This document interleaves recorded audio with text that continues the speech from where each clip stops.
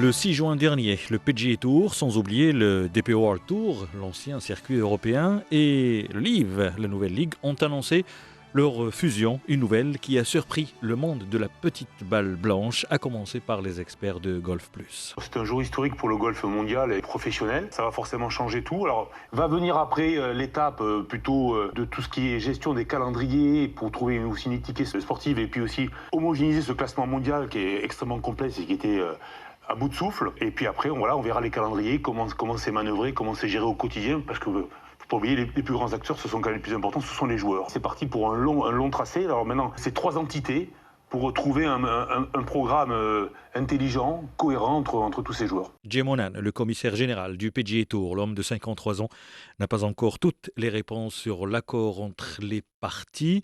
Il est montré du doigt parce que l'annonce a créé une sensation de malaise, une ambiance délétère entre les joueurs. Bref, quelque chose s'est cassé.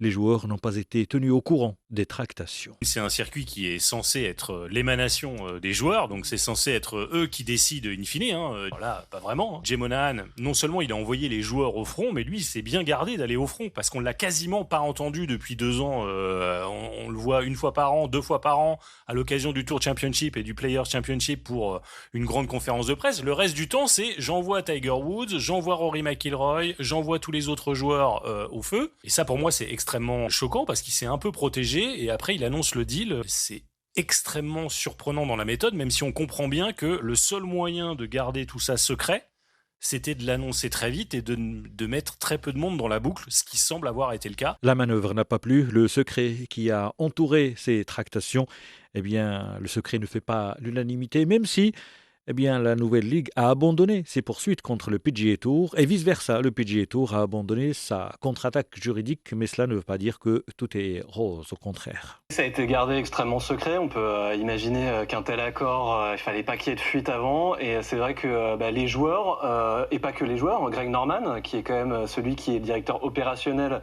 du circuit du LIV Golf, l'a appris juste avant l'annonce officielle. Et puis les joueurs, oui, c'est vrai, voilà, sur les réseaux sociaux, se sont réveillés en découvrant la nouvelle. Alors ils ont reçu un mail, mais ils ont peut-être ouvert les réseaux avant d'ouvrir leur boîte mail. Donc pour les joueurs du PGA Tour, en tout cas, ont découvert cet accord avec le circuit dont on leur a dit qu'il ne fusionnerait jamais avec ce circuit. Ils l'ont appris. Pour certains, on imagine que c'est plutôt une bonne nouvelle parce que ce golf va quand même être unifié et on va y voir plus clair. Pour d'autres, on doit accepter le fait que pour certains, ils ont refusé l'argent pour rester loyaux au PGA Tour et vont peut-être voir revenir les joueurs du LIV Golf sur le PGA Tour à terme. Tout ça va être très très compliqué à expliquer et à mettre en place. Le PGA Tour resterait une organisation à but non lucratif, ayant un contrôle total sur le déroulement de ces tournois, mais ces droits commerciaux seraient détenus par une organisation à but lucratif qui détiendrait également la nouvelle ligue. Si on lit bien entre les lignes, je pense que toutes les entités vont disparaître pour n'en créer plus qu'une, qui aura certainement des branches, peut-être une branche un peu plus européenne, un peu plus internationale, un peu plus très haut niveau, mais je pense que le PGA Tour va disparaître aussi. Malgré cette fusion donc, beaucoup de zones d'ombre persistent en attendant d'établir un calendrier clair, 2024 voire 2025. En attendant donc, certains joueurs du PGA ont opté pour la nouvelle ligue, d'autres ont décidé de quitter le LIV pour le circuit américain. Certains experts qualifient cette fusion d'historique et de pathétique.